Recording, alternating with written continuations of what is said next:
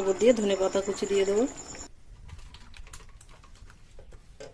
নমস্কার বন্ধুরা, সুপ্রিয়া কিচেনে আবার আপনাদের সবাইকে স্বাগত জানাই আরো একটা রেসিপিতে। বন্ধুরা আজকে একটা রেসিপি না দুটো রেসিপি বানাবো গ্রাম বাংলার, আর একদম সিম্পল রেসিপি।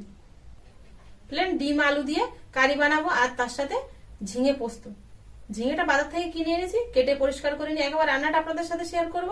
আর ডিম আলুটা রান্না করার জন্য আগে ডিম আর আলু কেটে নিয়েছি, সেদ্ধ করতে বসিয়ে দেবো। যে সকল বন্ধুরা ইউটিউব চ্যানেলে নতুন, প্লিজ বন্ধুরা আপনারা চ্যানেলটিকে সাবস্ক্রাইব করবেন, আর ফেসবুক পেজ থেকে দেখলে পেজটিকে ফলো করে আমার পাশে থাকবেন, আর ভিডিওটা না কেটে প্রথম থেকে শেষ পর্যন্ত আমার সঙ্গে দেখবেন। গ্যাস ধরিয়ে ডিম আলু সেদ্ধ করতে বসিয়ে দেবো। গরম জলে লবণ দিয়ে দেবো, কেটে ধুয়ে রাখা আলু আর ডিম দিয়ে দেবো। দুজন মানুষ খাবো, সেই জন্য আমি দুটো ডিম নিয়েছি আর দুটো আলু কেটে নিয়েছি। চাপা দিয়ে সেদ্ধ করে নেব। মাঝখানে একটু চাপাটা খুলে নেড়ে চেড়ে দিয়েছিলাম, এপিট ওপিট উল্টে দিলে তো ডিমটা তাহলে সব সাইডে সমানভাবে সেদ্ধ হয়ে যায়। সেদ্ধ হয়ে গেছে ডিম আর আলু, দেখুন এই যে খুব সুন্দর। এবার তুলে নেব। এবার ডিম রান্নাটা করে নেব। কড়াই সর্ষের তেল দিয়ে দেবো, লবণ দিয়ে দেবো, হলুদ গুঁড়ো। ডিমগুলো ঠিক এরকম করে করে হালকা হালকা করে বটি দিয়ে এরকম চিড়ে নিয়েছি, দিয়ে দেবো।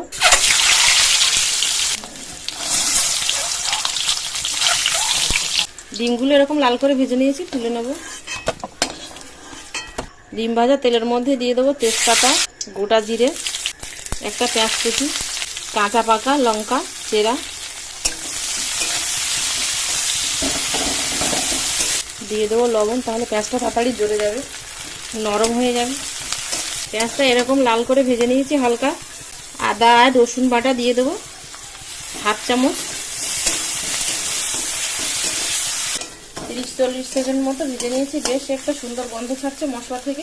এবার অল্প জল দিয়ে এর মধ্যে বাকি কিছু মশলা দিয়ে দেবো। আরও একটু লবণ দিয়ে দেবো, হলুদ গুঁড়ো, লঙ্কার গুঁড়ো, জিরে গুঁড়ো, ধনে গুঁড়ো দিয়ে দেবো, গরম মশলা গুঁড়ো। মশলাটা কষিয়ে নেব তেল ছাড়া পর্যন্ত। মশলা থেকে দেখুন এই যে তেল ছেড়ে দিয়েছে, মশলাটা কষানো হয়ে গেছে। এবার এর মধ্যে আলুগুলো দিয়ে দেবো।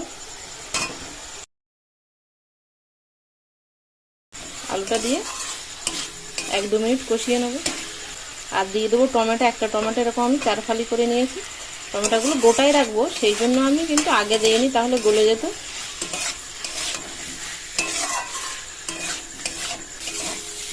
আলুটা 2 মিনিট মতো কষিয়ে নিয়েছি। এবার এর মধ্যে ভাজা ডিমটা দিয়ে দেবো। আরও 30-40 সেকেন্ড মতো একটু কষিয়ে নেব ডিমটা দিয়ে। ডিমটা দিয়ে আরও 40-50 সেকেন্ড মতো ভেজে নিয়েছি। এবার এর মধ্যে জল দিয়ে দেবো।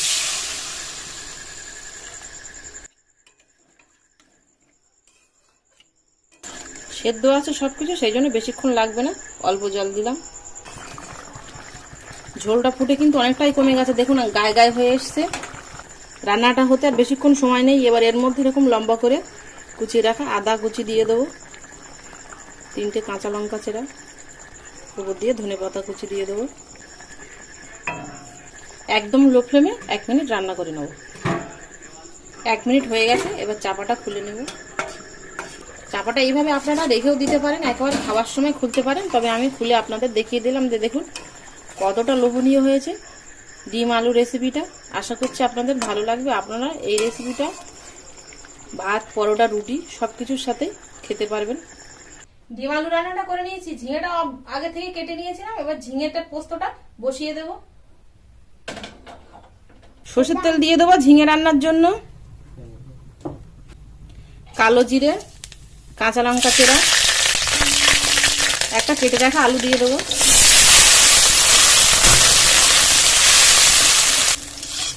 আলুটা এরকম লাল করে ভেজে নিয়েছি, আর আলুটা ভাজতে ভাজতে দেখুন এই যে 30% মতো সেদ্ধ হয়ে গেছে। এবার এর মধ্যে ঝিঙেটা দিয়ে দেবো। ঝিঙেটা কিন্তু খোসা ছাড়িয়ে ধুয়ে তারপরে কেটেছি, জল দিয়ে কিন্তু পরে আর ধুইনি। এবার গ্যাসের ফ্লেমটা হাইতে রেখে 2-3 মিনিট ভেজে নেব। এক্ষুনি আর এর মধ্যে লবণ হলুদ দেবো না। এ সাইডে আলাদা একটা বাটিতে কাজু নিয়ে নেবো 8-10টা, 2 চামচ পোস্ত নিয়ে নেবো, জল দিয়ে খানিকক্ষণ ভিজিয়ে রেখে দেবো, তারপরে শিলে বেটে নেবো একটু ভিজে নরম হয়ে গেলে। ঝিঙেটা 2-3 মিনিট ভেজে নিয়েছি। ঝিঙের গায়ে দেখুন এই যে এরকম হালকা হালকা একটু লাল লাল দাগ রসে গেছে।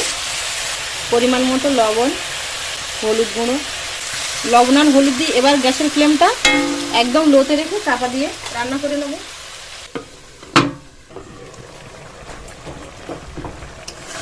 চাপা দিয়ে রেখেছিলাম, দেখুন কতটা জল বেরিয়েছে ঝিঙে থেকে। আর এখন বর্ষাকালে ঝিঙে তো প্রচুর কিন্তু জল থাকে, আর একদম পুরোপুরি সেদ্ধ হয়ে গেছে। এক ফোঁটাও কিন্তু এর মধ্যে জল দিইনি আমি। রান্নাটা প্রায় হয়েই গেছে। এবার এর মধ্যে পোস্ত আর কাজু বাটাটা দিয়ে দেবো। এবার গ্যাসের ফ্লেমটা হাইতে দেবো। পোস্ত আর কাজু বাটাটা দিয়ে 1 থেকে 1.5 মিনিট একটু ফুটিয়েই নামিয়ে নেব।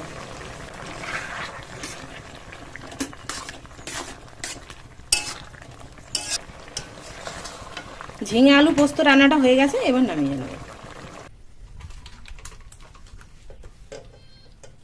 দুটো রান্না করে কমপ্লিট করে নিয়েছি, একদম সিম্পল আর খুব কম তেল মশলায়। তো বন্ধুরা, আমার এই রেসিপি দুটো আপনাদের কেমন লাগলো অবশ্যই কিন্তু কমেন্টে জানাবেন, আর লাইক করতে প্লিজ বন্ধুরা ভুল করবেন না। আর নতুন বন্ধুরা আমার পরবর্তী ভিডিও সবার প্রথমে দেখার জন্য পাশে থাকা বেল আইকনটি ক্লিক করে দেবেন। আর পুরাতন বন্ধুদের আমাকে সঙ্গে নিয়ে চলার জন্য অনেক অনেক ধন্যবাদ। আবারও দেখা হচ্ছে আপনাদের সাথে পরে নতুন কোনো রেসিপিতে। ততক্ষণ আপনারা সবাই ভালো থাকবেন আর সুস্থ থাকবেন।